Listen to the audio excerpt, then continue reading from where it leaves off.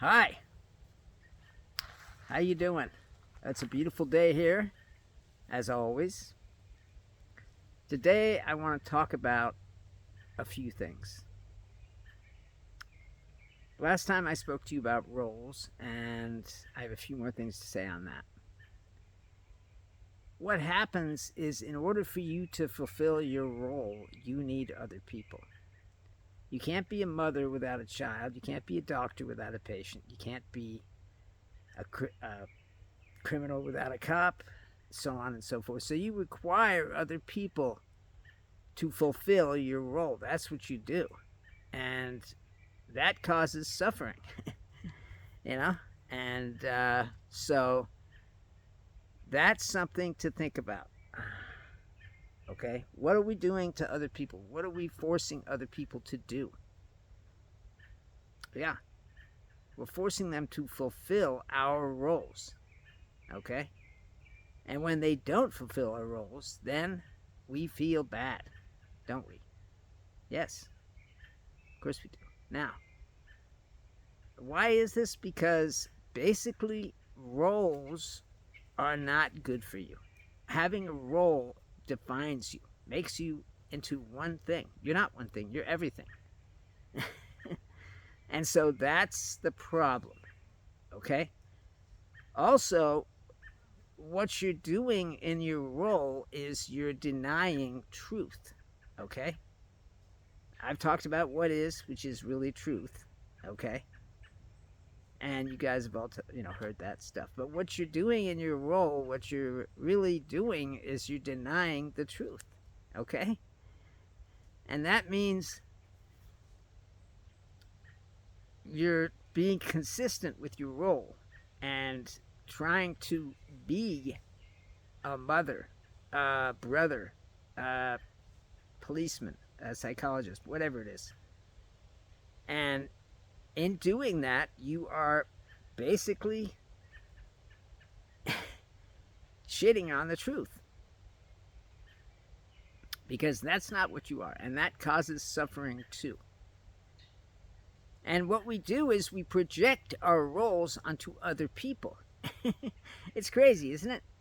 And we project our history onto other people too, because everything you see, hear, and feel is based on what happened in the past. Because the way you react to everything, okay, is based on how you reacted in the past. Okay, it's based on whether or not you were hurt, whether or not, now, this fly won't leave me alone, whether or not you had traumatic things happen or a good thing, whatever it is, that's how you react to what's happening now. And so that history, which is like a weight that you carry around with you, okay, gets projected onto other people. Because, like, for instance, if you meet a man and you're a woman and you got raped, then you're automatically going to think, oh, this guy might be a racist. I mean, a rapist, sorry. And if you're black and you've been punished by white men for various things, you're going to think, oh, this guy might be racist. So it colors everything. Everyone you meet, every experience you have is colored by your history. And that also is fighting against truth. And that's all there is to it. Now, what this means is that in order to get free, we have to let go of the history. We have to let go of the role. We have to let go of projecting our roles and our history onto other people, which causes suffering. I mean, I'm not suggesting that you're causing suffering. You are causing suffering because you're continuing to fight against the truth. And whenever you fight against the truth, you cause suffering. That's just the way it is. And that means that you're responsible for some amount of people's misery, because that's just the way it is, okay? Maybe you're not responsible for someone else's misery, but other people are responsible for your misery. Crazy, isn't it?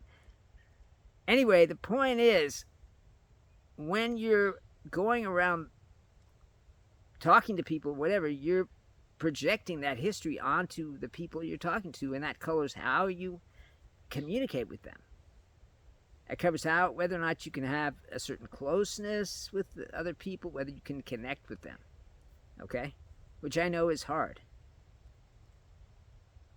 But what that causes is your own suffering, because they may not mean any harm to you, or they may not be a rapist, or they may not be the type of person that hurt you in the past or whatever, but you're turning them into that via projecting your history and role onto them. Okay? And that's just the way it is. So that is one of the ways that we cause suffering. Not only does it hurt ourselves, which it does, but it hurts the person we're projecting onto. Because what might have been was a really close connection becomes nothing. That's just the way it is. So, what we try and do is we try and make things normal. That's what we try and do. And one of the ways of doing that is by living into our roles. Okay? Like, for instance, trying to be a mother, trying to be a father, trying to be a brother, trying to be a doctor or a policeman. Okay? And if you're a policeman, then as far as you're concerned, everyone has the capability of being a criminal. No one is ever innocent, because there's always a chance that they would do it. Okay? Which means that everyone you're experiencing, everyone you're talking to, gets downgraded. Okay? Because that's the way it is. If you're a doctor, then everyone has the capacity to become a patient. Once again, you're labeling them and making them suffer. Once you label somebody with whatever label you put on them, that causes suffering for them. It also causes suffering for you too. Okay? So, we want to try and not do that if possible. Okay? But especially if we're on the path to awakening. Okay? Which I hope everyone watching this is. Now, in addition to all of that, there's consistency. Trying to stay consistent to your role, which is what we do. Okay? Buddha said, I'd rather be committed to truth than consistency. Okay? And for that matter, so do plenty of other people. So, what is truth? It's not your truth, it's objective truth. And I don't mean objective in the sense of an object. I mean it's the truth of the world. Okay? For instance, somebody scratches your car. That's the truth. Okay? I don't want anyone to scratch your car, but that happens. And if you have an upset over it, if you have bad feelings over it, then you're fighting against the isness of it, the truth of it. Or let's say somebody bombs your village. Okay? And your family dies, or whatever it is. And you're fighting the truth. You're making a story up. That's what we do. We make stories up about, all this stuff. And that's just the way it is. Anyway, moving on from that into what is important to you. What is the most important thing to you? Okay, most people would say family. Most people would say business, my job, my career. Okay? But the problem is that is an illusion. Those things cannot be really important to you because you are not a role. You are a soul. And what's really important to you is God's love. And if you're not receiving God's love, that's because you're not open to it. You're not aware of it. And awakening is how you get aware of it. And you can do that just by stopping the thinking. Okay? Now, what that means is just for a moment, be in the woods or be in a park or go to someplace where nature has its way. Okay? And those things in nature will connect with you and you will connect with them. And then when you do, you'll enter the now and God's presence. Okay? That's what's available. That's what you're able to do. That's what you're able to get by just letting things go. Like your history. Your history colors everything for you. And things that aren't true and you believe in them cause suffering. And I mean, I've said this before. Yeah, you guys know that. But even though this is true, it still is something that we do. We still do it. That's the way it is. Okay? And every day, we make a choice. We choose our role. We choose our history. We choose things that we think define us. And that choice brings suffering. Okay? I'm not asking you not to do your role, not to go to your job, not to have your history as part of you, because that is what it is. It's part of you. Okay? But it's hurting you too. Okay? And that's why we need to let history go. Okay? Whatever happened in the past, it doesn't exist anymore. The now moved through the past. That's when it happened, in the now. Okay? And just like it's moving through the future. Or towards the future. Okay? So that's what is. And if you continue to fight against the isness of the now and try to be in time, you're going to suffer because time doesn't exist. And if we believe in the future or the past, then we're believing in something that doesn't exist. Because when the future comes, it will be now. And when the past happened, it was now. There is never a time when now is not what's important. We think the future is important. We try to plan for it. We save. We invest in stocks, so on and so forth. Okay? But it doesn't necessarily mean anything. Because anything can happen. Anything. Okay? There could be a worldwide depression and all the stocks would go into the toilet. And the banks would close, so all your savings would be gone. And then where would you be? Same place everybody else is. So you cannot plan for the future. Okay? I mean, a lot of people say that there is going to be a worldwide depression because of what's been happening. But we'll see what happens. The point is, if we hang on to this money, if we hang on to the things we're saving for, okay, then we're going to have suffering. That is the way of it. Okay? Now that means that you're causing suffering to other people and yourself. People like Trump and Pete Hegseth and all the rest who just bombed Iran, okay? They are causing suffering to the Iran people, okay? As they have caused suffering to the Gaza people because they have continued sending bombs to Israel, okay? And all this suffering is going around the world because that's what it does. You can't confine suffering into any one area and say, okay, just these people are going to suffer. But that's not going to happen because suffering moves. It spreads out like a wave, okay? You can't harm one group of people here and expect that that's not going to affect everyone around them because it is. Like I said before in another video, What we did to the Indians, what white people did to the Indians, that suffering is still here. It hasn't gone anywhere because that's what it is. Okay?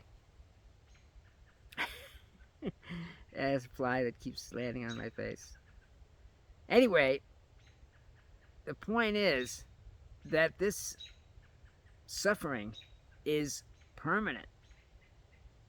Have you ever been in a place that you've never been in before and feel like depression or unhappiness happen in that place? That's because something bad happened there. Suffering was created there. And wherever suffering is created, then there's a feeling that goes with it. That's why people think about ghosts. Okay? There's no such thing as ghosts. Just like there's no such thing as skinwalkers or anything else that's not in nature. Okay? People believe in this stuff because it is scary. Okay? And because they want to, I don't know. I have no idea why they believe in it, but that's what they do. And that believing in something that doesn't exist, once again, causes more suffering. Now, how do we stop believing in things that don't exist? Well, we awaken. That's how. Okay, I know it's not easy to awaken. It's hard because it requires you to let go of yourself. That's what it does. And that self, which is made up of your history, okay, and your role, and your attachments, and the illusions you're suffering under, okay, is all part of a trap that the world has laid for you, and you have fallen into it totally, okay? I don't want that for you. I want you to be free. In order to be free, we have to let this go. We have to let the trap go. And that means trying to understand what is. Boy, this fly just loves me. He senses my oneness. Anyway, where was I? Oh, yeah. The trap that you're in, okay? And you may say, I'm not in a trap, I'm perfectly fine. Which is fine to say that. Go right ahead. But you're in a trap. Unless you're on the spiritual path and are beginning to let go of these things, you are in a trap. If you're trying to make money for the future, if you're trying to have accomplishments and achievements, those are traps too. Because no matter how many accomplishments and achievements you get, it's not going to be enough. Because unhappiness, suffering, is pandemic. It's happening all the time. It's all over the place. Okay? And there's nothing we can do about it except to accept it. That's it. If you can accept that you're causing suffering, then you won't cause it anymore. When you project your history onto somebody and make them the villain, which is what you do, okay? Yes, you were hurt. Yes, people did bad things to you. That is what happened, okay? But every man or every woman is not necessarily going to do something bad to you. But if you keep projecting your history and identity onto someone, okay, then you're not going to make any connections. And we need connections. The human being needs connections. That's what we need, okay, in order to be happy. Because those connections have God in them, okay? The little bit of happiness that we can't have is the connections, the family, okay? And if we cut everyone off by projecting our history and our role onto them, which is what we're doing, then we cannot have those, we cannot get new connections, which we need. They say in the brain, you're constantly making new connections, okay? Because that's just the way it is. If you see a new TV show, you're making a new connection to that. If you see anything that you haven't seen before, a connection is being made. And the more times you see it, the more stronger that connection gets. That's just the way the brain works. Well, you know what? So does the fucking human work that way. These connections are what make us happy. And as long as you have connections with other people like family, okay, then you're going to have some happiness. But the happiness won't last because people change. I had a brother, and I loved him, and he loved me. And then over time, he just changed. He started yelling at me and saying things to me that I didn't like. Okay? And now, I don't really talk to him at all. That's just the way it goes.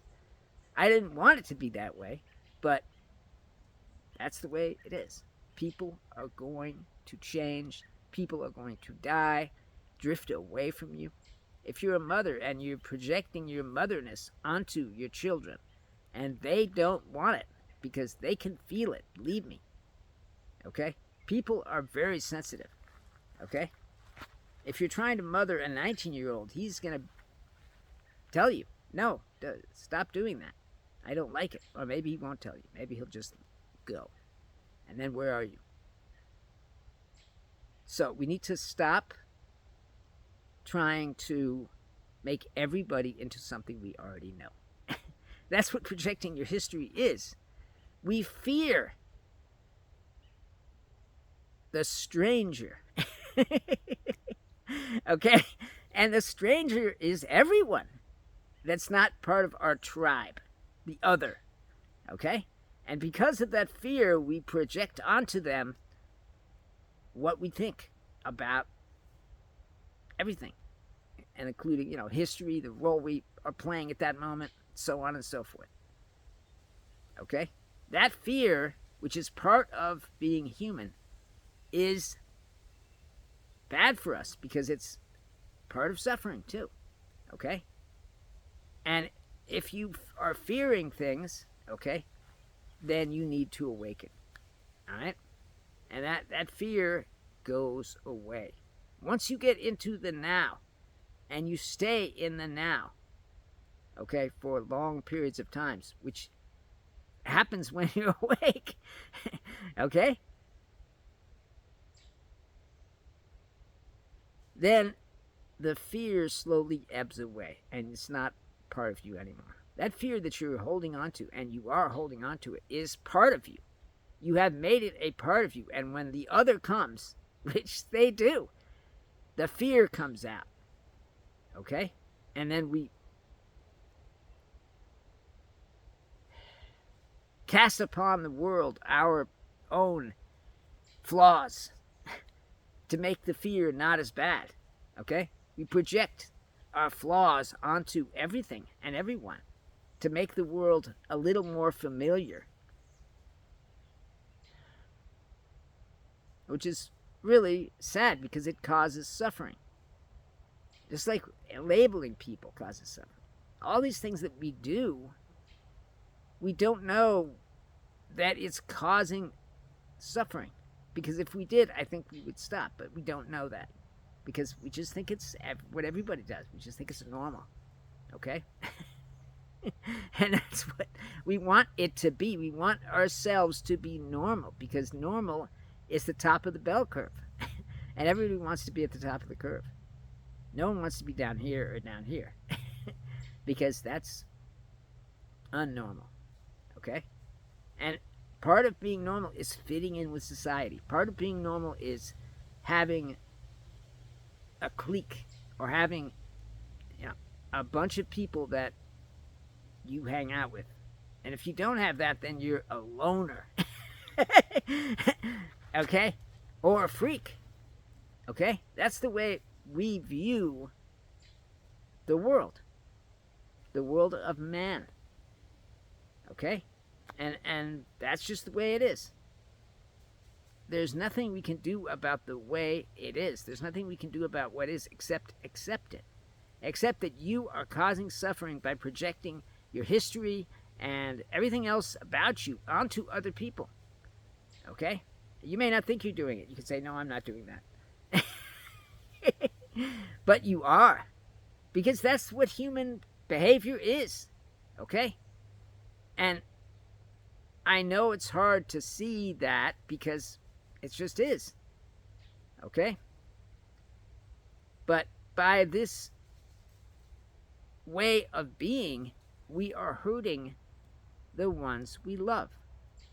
Because regardless of whether or not you know it or not, you love everyone down deep because you are a soul, okay? And souls love everyone, just like God loves everyone.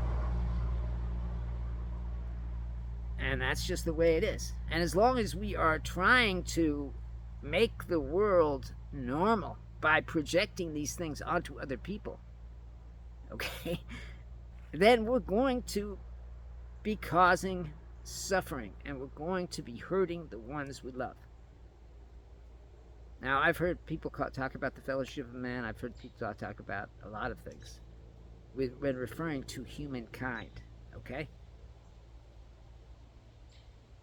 And that's what it is.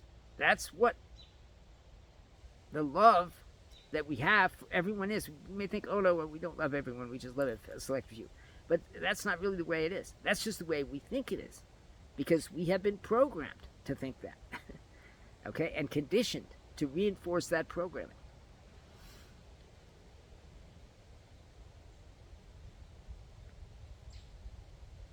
That's what is. Okay? But the fact of the matter is you are a soul. And as a soul, you love everyone because everyone is a soul too. Just like this tree behind me, or the grass, or the plants that are coming out of the forest floor love me. And I love them too because they are souls too. And you can argue and say, oh no, they're not souls. They're lesser beings. But everything comes from God. And if we continue to fight against the isness of the fact that our souls love everyone by hurting other people, then we're only causing our own suffering. We don't think we are. We think we're causing other people suffering. Well, we don't care about what happens to other people. It's the us and them, which I've talked about before. I mean, I don't know everything about human beings, okay? But I do know that this us and them is a bad thing, okay? There is no us and them. There's us. Everyone is included. If you don't include everyone in your us, then you are losing. That's all there is to it. Okay, I know it's hard to realize or think that everyone is someone you love. I get that, okay? But if you think about it, it's part of what is. Okay? I know you probably don't think you're a soul. You think, oh no, I'm not a soul. I have a soul. Which isn't possible. You can't have a soul because having something means you possess it. You can't possess a soul. A soul is something that God made. Now, a lot of people think, oh, it's the well of souls, and the souls just come out of the well. It's got nothing to do with God's will. That's not the way it is. That's a story. Okay?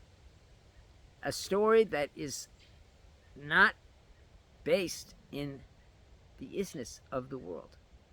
Not based in what is.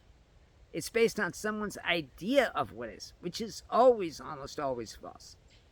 Because we are limited beings, okay? Unlike God, who is unlimited. Okay? And that limitation is what makes our stories false. Because we can't know everything. And our stories are part of us because we make them part of us. And we think that the Bible is a true book. We think people take it literally. Every word in the Bible is the word of God and all that, okay? I mean, it's true. People do take it very literally, okay?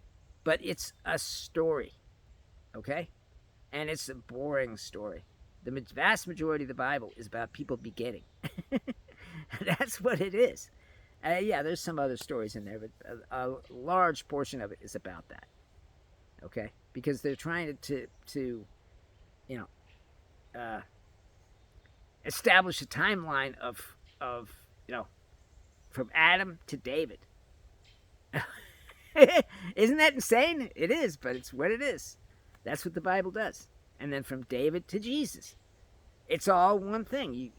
You can't distinguish between Moses and David and Jesus because it's all one thing. That's what the Jews were trying to do when they wrote the Bible. Okay? Anyway, my time is about up. I noticed in my last video that I didn't say I love you all, and that was because I was probably trying to get done and I didn't think of it. But I do love you all. I love every single soul there is. I love these trees. I love the worms. I love the mycorrhizola, whatever it's called. The mushrooms.